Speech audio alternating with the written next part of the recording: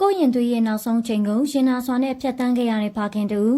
စကားမပြောတတ်သေးတဲ့ကလေးလေးတွေနေမကောင်းဖြစ်ရင်မိဘတွေမှာလွန်စွာတောကရောက်ကြရပါတယ်။ကလေးခံစားနေရတဲ့ဝေဒနာတွေအများဆုံးပျောက်ကင်းမှုအတွက်နီလန်းပေါင်းစုံစူးစမ်းအားထုတ်ရင်လက်လျှော့လိုက်ရတဲ့ဖခင်တူကယခုလိုရှင်းဖွင့်ပြောဆိုလာခဲ့ပါတယ်။ကလေးကကိုဝင်တို့ရဲ့ချိန်စင်တုပ်ကွေးမိခဲ့တာကြောင့်ကလေးလည်းထိသွားခဲ့တာပါ။ကလေးကမွေးလာချိန်မှာလက်ချောင်းလေးတွေကကွေးလို့မရဘူး။အုံနောက်ဖွင့်ဖြိုးတဲ့ချိန်ဦးကောင်းခွန်လိုက်မဖွင့်ဖြိုးတော့အုံနောက်ကဦးကောင်းခွန်နဲ့တွန်းထီလို့တက်တာလို့လေဆရာဝန်ကပြောပြပါတယ်။ပုံထဲကကလေးလေးရဲ့ဖခင်ဖြစ်သူကတော့တားလေးရဲ့မေ့မရတဲ့မျက်ဝန်းတစ်စုံဆေးရုံကဆရာဝန်တွေကငငယ်ကိုလက်လျှော့လိုက်ပြီးစမကုပေးတော်ဘူးလို့ပြောတော့မိဘတယောက်အနေနဲ့အတော်ခံစားခဲ့ရပါတယ်။ဒီကလေးလေးကတော့အတွင်းတက်တန်ရာကနေအသက်ပါပေးလိုက်ရတာဖြစ်ပါတယ်။ကလေးကတော့မိနေတာမဟုတ်ပဲ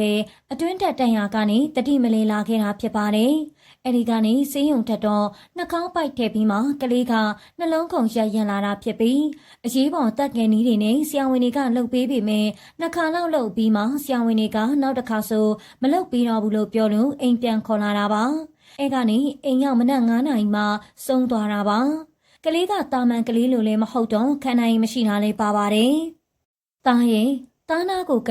်ငငယ်ဘာမှမဖြစ်ဘူးနော်ပပတို့ရှိနေအာတင်ထားတော့ငယ်ပြောနေပြီမေပပရင်နဲ့ကြေကွဲနေရပြီငယ်ရီကဲဒါဆိုနဲ့အိမ်ပြန်ခေါ်ကြတာပေါ့ည7လောက်ကားနဲ့အိမ်ပြန်ခေါ်ခဲ့တယ်ကားပေါ်မှာတားလေးကိုကြည့်တော့မျက်လုံးလေးမှိတ်လို့ငငယ်ပပတို့နဲ့အိမ်ပြန်ကြမယ်ဆိုတော့မျက်လုံးလေးဖွင့်ပြီးကြည့်ရှာနေ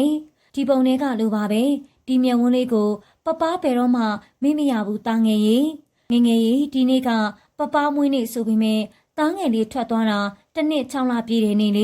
ေပြန်မရဘန်းသိပေမဲ့ငငယ်ကိုပြန်တွေ့ပြန်လို့ခြင်းနဲ့ငငယ်ရီဆိုပြီးဖခင်ဖြစ်သူကဝမ်းနေစွာရေးသားလာခဲ့တာပဲဖြစ်ပါတယ်ပပမမတခွန်းနဲ့ခေါ်ပြီးနှုတ်ဆက်ကဘဝတစ်ခုမှာ4နှစ်တာစုံစည်းခွင့်ရပြီးငငယ်ကိုမညှို့ညင်ပဲပြုစုခဲ့ပါတယ်နော်ငငယ်တန်တရားတကွေးမှာကန်ဆုံလို့ပြန်ဆုံခဲ့မယ်ဆိုရင်ပြည့်ပြည့်စုံစုံကိုလက်အင်္ဂါကောင်းကောင်းမွန်မွန်လေးမြင်တွေ့ပါရစေငငယ်ကိုအားလုံးကအယံချစ်ပါနေနော်ငငယ်ဝကြေးတွေဒီဘဝတွင်ကြည်ပါစေပပမမနဲ့ငငယ်ကိုချစ်တဲ့သူများကဆူတောင်းပေးပါတယ်ဆိုပြီးပြောလာခဲ့တာပဲဖြစ်ပါတယ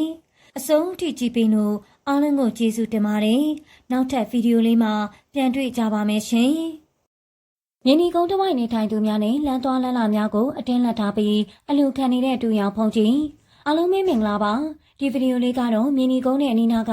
လူတိုင်းသတိထားကြဖို့တင်ဆက်ပေးလိုက်ပါတယ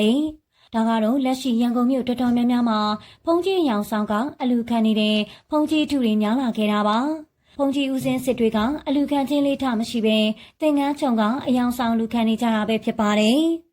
တကယ်ဆိုတန်ဃာတွေကအလူခံအောင်ဆုံးခံတာတွေရှိတော့တက္ကဒကမတွေကလူကြပါတယ်ဒါပေမဲ့ခုလိုဖုန်ကြီးရောင်ဆောင်ပြီးအလူခံတဲ့သူတွေကလူတဲ့သူတွေကို200လူရင်တော့မဟုတ်ဘူး900မှတို့မုံဟင်းကားဖို့တို့ကြံရင်ပိုးလေးရမှတို့အလူခံလာကြပါတယ်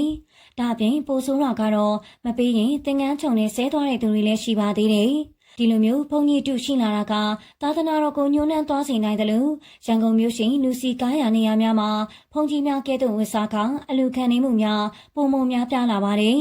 ခုတခါမှလည်းဘုံကြီးရောင်ဆောင်ပြီးအတင်းဆွဲတာလူခံနေတဲ့ဦးစင်းတွေကိုတတိထားနိုင်အောင်ကိုရိကြုံရသူအမျိုးသမီးကတင်ပေးလာခဲ့တာပဲဖြစ်ပါတယ်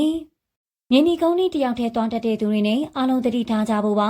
ါကျမဒီနေ့မီတာသွားဆောင်တော့ပထုံမှာပန်းချန်နာမှာတန်ခါရောင်ဆောင်ထားတဲ့ဦးစင်းနှစ်ပါးစုံတွဲတွဲကိုအတင်းလက်တာကဝိုင်းပြီးငွေတင်းတောင်းနေတာကိုတွေ့လိုက်ရပါတယ်။ကိုကပထုံမှာပန်းချန်ဘက်ကိုလမ်းကူးနေရင်တံတားအောင်ပလက်ဖောင်းမှာအဲ့ဒီဖြစ်ပျက်ကိုတွေ့တော့ချက်ချင်းပဲပတ်စံရိတ်ကိုကြောပုတ်ထဲထည့်လိုက်ပါတယ်။ပြီးမှလမ်းကူးတော့အဲ့ဒီဦးစင်းနှစ်ပါးကအရှိကစုံတွဲစီကပတ်စံနဲ့ရကုန်ချက်ချင်းပြေးပြီးကိုပတ်လှည့်လာပါတယ်။လှည့်လာတဲ့ပုံစံကိုကအရှိမတယောက်အနောက်မှာတယောက်လက်နှစ်ဖက်ကိုဆန်ကားပြီးဝိုင်းတားပါတယ်ပြီးတော့ရေးစားလို့ကြံရည်လေးတိုက်ဆန်မှာဆိုပြီးတောင်းတာပါကိုကလည်းတန်ခါစစ်မဟုတ်မှန်တတိပြုမိတော့ကျောင်းလာတတ်တာပတ်စိန်မပါဘူးပြောလိုက်တော့မပါရင်လည်းသွားလီလိုပဲဆိုပြီးဆဲကထွက်သွားကြပြီးခဏနေတော့ကျောင်းတရားဘက်ကိုတက္ကစီငားသွားကြပါတယ်သူတို့ကားငားနေရင်အနောက်ပြန်လဲတာကိုဓာတ်ပုံရိုက်ထားတာပ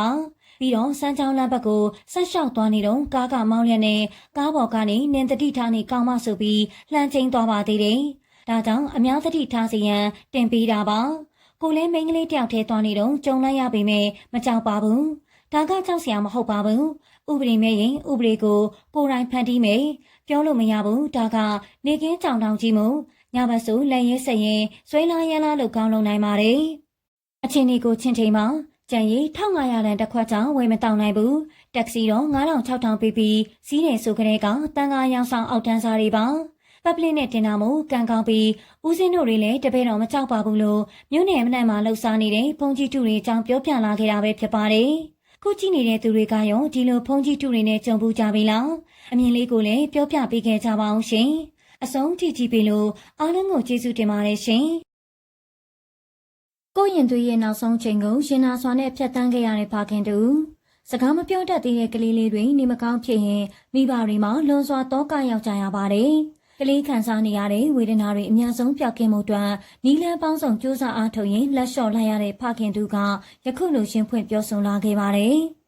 ကလေးကကိုဝင်နူးတဲ့ချိန်စင်တုပ်ကွေးမိခဲ့တာကြောင့်ကလေးလည်းထိသွားခဲ့တာပါ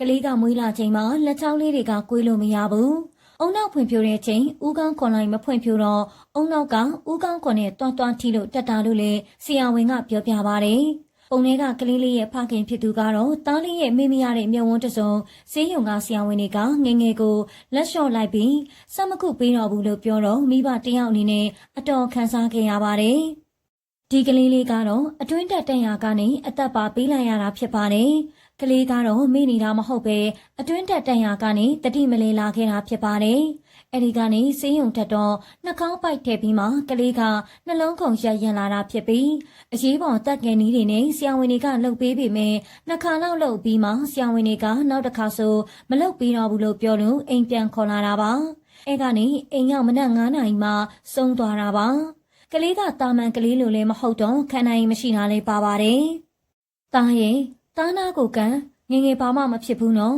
ပပတို့ရှိနေအာတင်းထားတော့ငယ်ပြောနေပြီမေပပရင်နဲ့ကြေကွဲနေရပြီငယ်ကြီးကဲဒါဆိုနဲ့အိမ်ပြန်ခေါ်ကြတာပေါ့ည7လောက်ကားနဲ့အိမ်ပြန်ခေါ်ခဲ့တယ်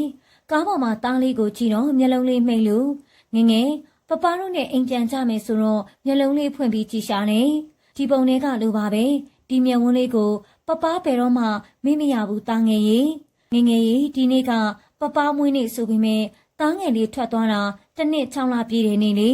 ပြန်မရဘန်းသိပေမဲ့ငငယ်ကိုပြန်တွေ့ပြန်လို့ခြင်းနဲ့